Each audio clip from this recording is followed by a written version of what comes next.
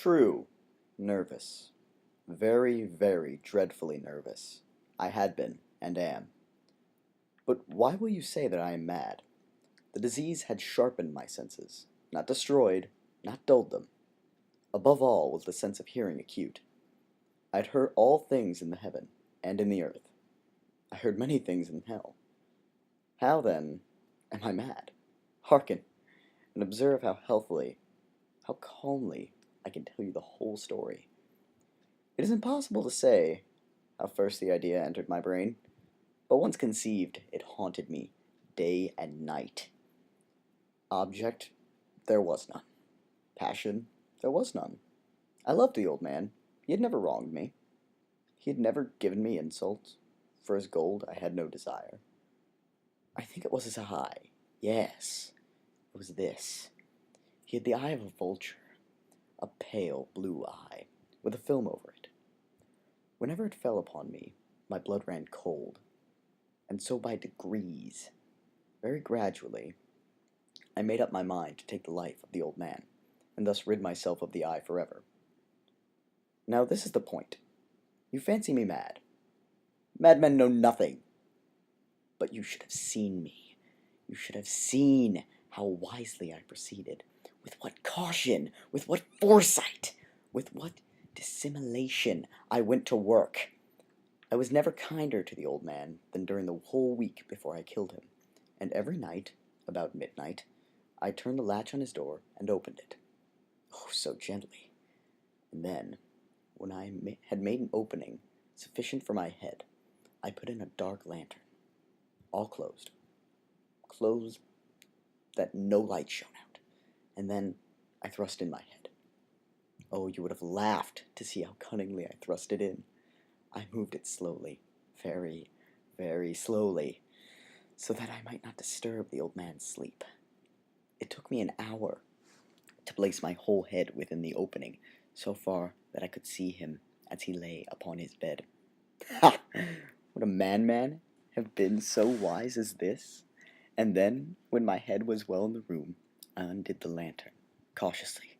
Oh, so cautiously, for the hinges creaked. I undid it, just so much that a single thin ray fell upon the vulture eye.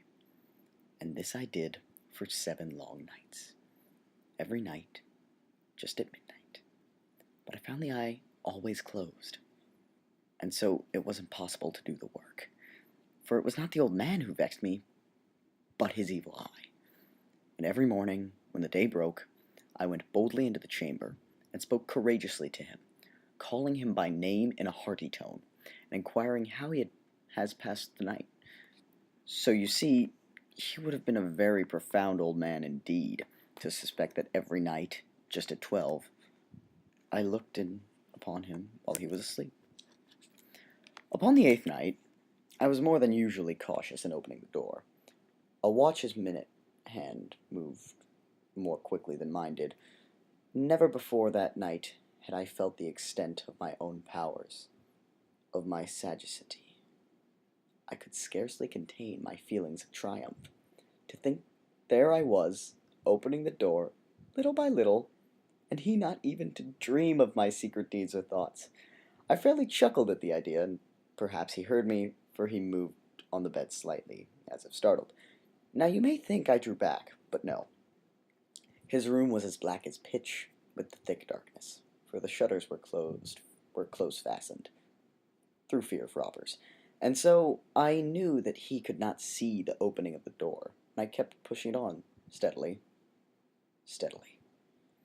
I had my head in, and was about to open the lantern, when my thumb slipped upon the tin fastening, and the old man sprang up in bed, crying out, "Who's there?"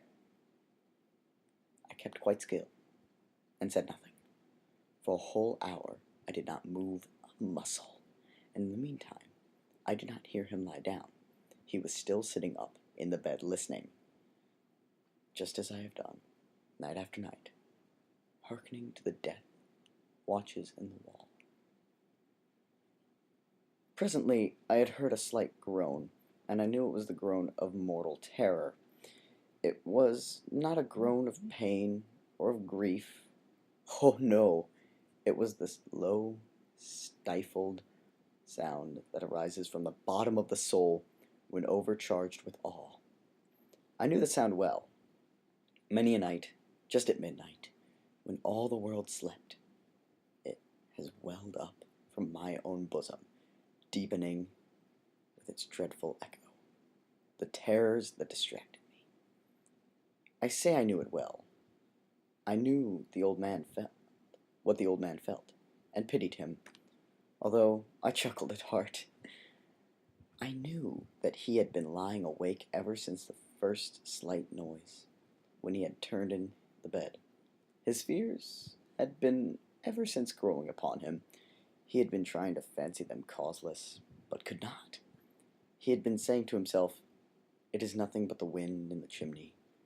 It is only a mouse crossing the floor," or "It is merely a cricket which has made a single chirp." Yes, he had been trying to comfort himself with these suppositions, but he had found all in vain. All in vain, because death, in approaching him, had stalked with his black shadow before him, and enveloped the victim, and it was the mournful influence of the unperceived shadow that caused him to feel, although he never saw nor heard, to feel the presence of my head within the room. When I had waited a long time, very patiently, without hearing him lie down, I resolved to open a little, a very, very little crevice in the lantern. So I opened it. You cannot imagine how stealthily, until at length a simple, dim ray, like the thread of the spider, shot out the crevice and fell upon the vulture eye. It was open, wide, wide open, and I grew furious as I gazed upon it. I saw it with perfect distinctness, all a dull blue with a hideous veil over it. That chilled the very marrow in my bones, but I could see nothing else of the old man's face or person, for I had directed the ray as if by instinct precisely on the damned spot. Now, have I not told you that what you mistake for madness is but over acuteness of the sense? Now, I say, there came to my ears a low, dull, quick sound, such as a watch makes when enveloped in cotton. I knew that sound well, too.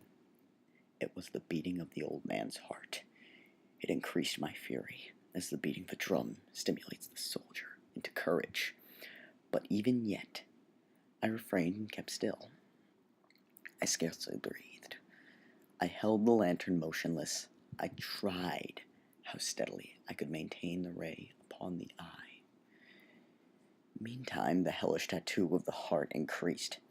It grew quicker and quicker, and louder every instant. The old man's terror must have been extreme. It grew louder, I say, louder every moment. Do you mark me well? I have told you that I am nervous, so I am. And now, at the dead hour of the night, amid the dreadful silence of that old house, so strange a noise as this excited me to uncontrollable terror. Yet, for some minutes longer, I refrained and stood still. But the beating grew louder. Thought the heart must burst. And now a new anxiety seized me. The sound would be heard by a neighbor. The old man's hour had come. With a loud yell, I threw open the lantern and leaped into the room. He shrieked once only. In an instant, I dragged him to the floor and pulled the heavy bed over him. I then smiled gaily to find the deed so far done. But for many minutes, the heart beat with a muffled sound. This, however, did not vex me. It would not be heard through the wall. At length it ceased. The old man was dead. I removed the bed and examined the corpse. Yes, he was stone dead. I placed my hand upon the heart and held it there many minutes. There was no pulsation. He was stone dead. His eye would trouble me no more. If still you think me mad, you will think so no longer when I describe the wise precautions I took for the concealment of the body. The night waned, and I worked hastily, but in silence, First of all, I dismembered the corpse. I cut off the head and the arms and the legs. I then took up 3 planks from the flooring of the chamber and deposited all between the scantlings. I then replaced the boards so cleverly, so cunningly, that no human eye, not even his, could have detected anything wrong.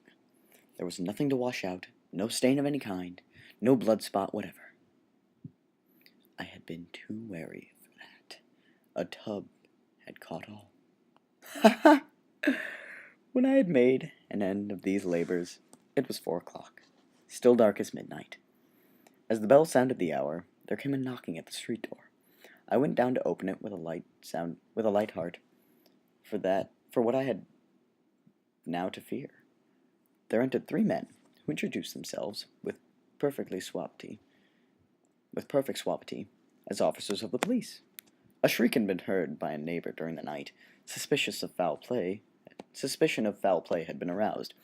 Information had been lodged at the police office, and they, the officers, had been deputed to search the premises. I smiled, for what had I to fear? I bade the gentleman welcome. The shriek, I said, was my own dream. The old man I mentioned was absent in the country. I took my visitors all over the house. I bade them search well. I led them, at length, to his chamber. I showed them his treasures, secure, undisturbed. In the enthusiasm of my confidence, I brought chairs into the room, and desired them here to rest from their fatigues, while I myself, in the wild audacity of my perfect triumph, placed my own seat upon the very spot beneath which reposed the corpse of the victim. The officers were satisfied. My manner had convinced them. I was singularly at ease. They sat, and while I answered cheerily, they chatted of familiar things. But ere long, I felt myself getting pale and wished them gone. My head ached, and I fancied a ringing in my ears. But still they sat and still chatted. The ringing became more distinct. It continued and became more distinct. I talked more freely to get rid of the feeling, but it continued and gained deficientness. Until, at length, I found that the noise was not within my ears. No doubt I now grew very pale, but I talked more fluently and with a heightened voice.